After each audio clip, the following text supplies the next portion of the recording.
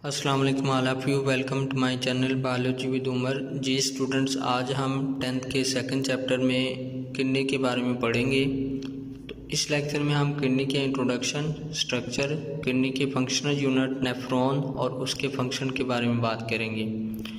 तो सबसे पहले हम इंट्रोडक्शन पे आते हैं। किडनी लिविंग ऑर्गेनिज्म में एक ऑर्गन है जो कि ब्लड को फिल्टर करता है और यूरिन प्रोड्यूस करता है, और इस यूरिन में nitrogenous waste, urea, uric acid और अमोनिया की फॉर्म में होता है, और ये डार्क रेड इन कलर होता है। बीन शेप ऑर्गन है।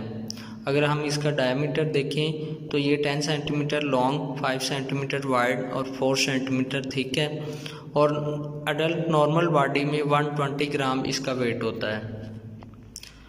और ये वर्टिबल कॉलम की साइड या एब्डोमिनल कैविटी की बैक साइड पे प्रेजेंट होता है, और लास्ट 2 रिब्स किडनी को प्रोटेक्ट करती हैं, और लेफ़्ट किडनी राइट किडनी से साइज़ में बड़ा होता है।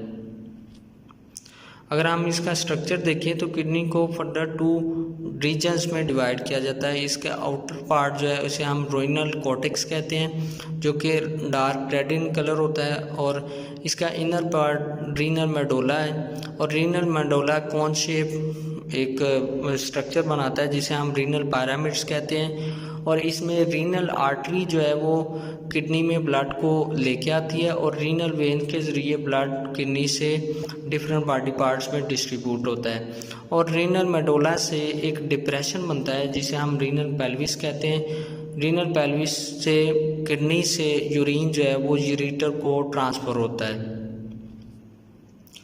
किडनी का फंक्शनल यूनिट नेफ्रॉन है, और एक किडनी में तकरीबन 1 मिलियन से ज़्यादा नेफ्रॉन प्रेजेंट होते हैं। अगर हम इस नेफ्रॉन का स्ट्रक्चर देखें तो इसको फर्दर 2 पार्ट्स में डिवाइड किया गया है, रीनल कॉर्पसल और रीनल ट्यूब्यूल।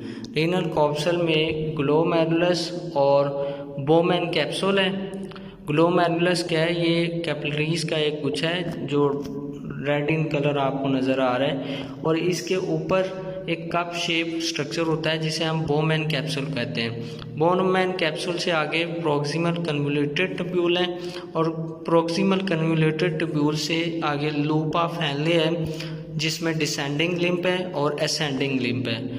असेंडिंग लिम्फ से आगे डिस्टल कन्वोल्यूटेड ट्यूब्यूल हैं, और ये डिस्टल कन्वोल्यूटेड ट्यूब्यूल से जो यूरिन है या नाइट्रोजनस वेस्ट है वो कलेक्टिंग डक्ट में आता है। कलेक्टिंग डक्ट से आगे ये पेपिलरी डक्ट्स के ज़रिए यूरेटर में एंटर हो जाता है। नेक्स्ट लास्ट पे फंक्शन ऑफ किडनी है। किडनी का काम क्या है कि ब्लड को फिल्टर करना। ये ब्लड जो है ये 3 स्टेप्स में फ़िल्टर होता है, जिसमें प्रेशर फिल्ट्रेशन है, सिलेक्टिव रीअब्जॉर्प्शन है और ट्यूबुलर सिक्रेशन है।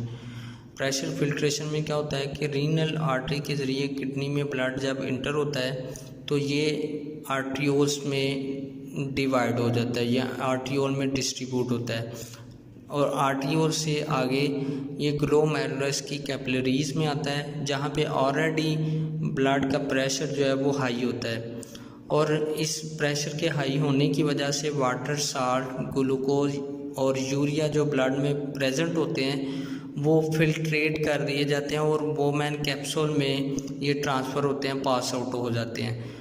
और जब ये ग्लोमेरुलस से पास आउट होके या फिल्ट्रेट होके बोमेन कैप्सूल में जाते हैं तो तब इस मटेरियल को हम नाम देते हैं ग्लोमेरुलर फिल्ट्रेट। सेकंड इसका स्टेप है सिलेक्टिव रीअब्जॉर्प्शन। 99% ग्लोमेरुलर फिल्ट्रेट जो है वो नेफ्रॉन के सेकंड पार्ट रीनल ट्यूब्यूल में रीअब्जॉर्ब कर लिया जाता है। वो with the help of osmosis होता है, या डिफ्यूजन होता है, या एक्टिव ट्रांसपोर्ट होता है। ओस्मोसिस डिफ्यूजन क्या है कि movement of higher molecule to higher concentration, movement of molecule from higher concentration to lower concentration. Active transport क्या है कि इसमें मॉलिक्यूल की मूवमेंट अगेंस्ट द ग्रेडियंट होती है, मतलब movement of molecule from lower to higher.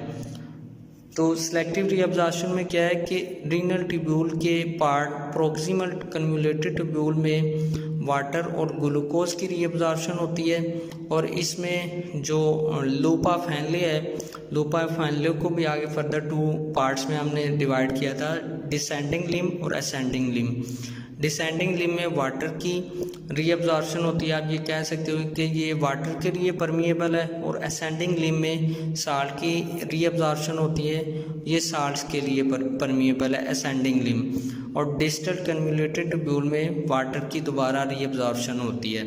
उसके बाद थर्ड पे स्टेप है ट्यूबुलर सिक्रेशन।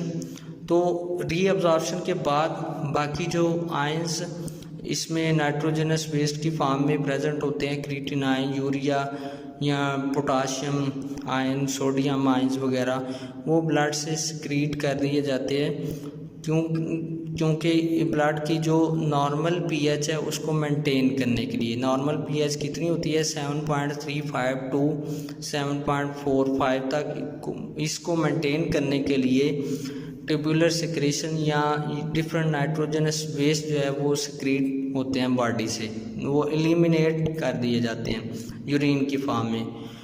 और फाइनल स्टेज में is only 1% of the original filtrate volume, मतलब जितना पहले मटेरियल होता है नेफ्रॉन में इंटर होने से पहले, उसमें 1% जो है रीअब्जॉर्प्शन या फ्रेशर फिल्ट्रेशन या ट्यूबुलर सिक्रेशन के बाद जो है वो बॉडी से बाहर एलिमिनेट कर दिया जाता है।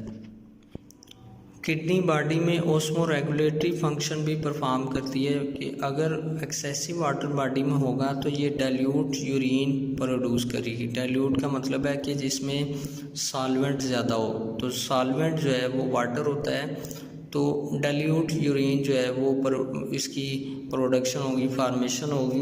मतलब क्या है कि इसमें रीअब्जॉर्प्शन ऑफ वाटर जो है वो बहुत कम होगी। लेकिन अगर बॉडी में ऑलरेडी लैक ऑफ वाटर है, वाटर की कमी है, तो कंसंट्रेटेड यूरिन जो है वो किडनी प्रोड्यूस करेगी, और रीअब्जॉर्प्शन ऑफ वाटर ज़्यादा से ज़्यादा, मतलब आपने पढ़ा रीनल ट्यूब्यूल में रीअब्जॉर्प्शन ऑफ वाटर होती है, प्रोक्सिमल में, डिसेंडिंग में और डिस्टल कन्वोल्यूटेड ट्यूब्यूल में। और इन नेफ्रॉन के इन पार्ट्स में रीअब्जॉर्प्शन ऑफ वाटर ज़्यादा से ज़्यादा होगी और कंसंट्रेटेड यूरिन प्रोड्यूस होगा जब लैक ऑफ वाटर बॉडी में होगी। Thank you for this.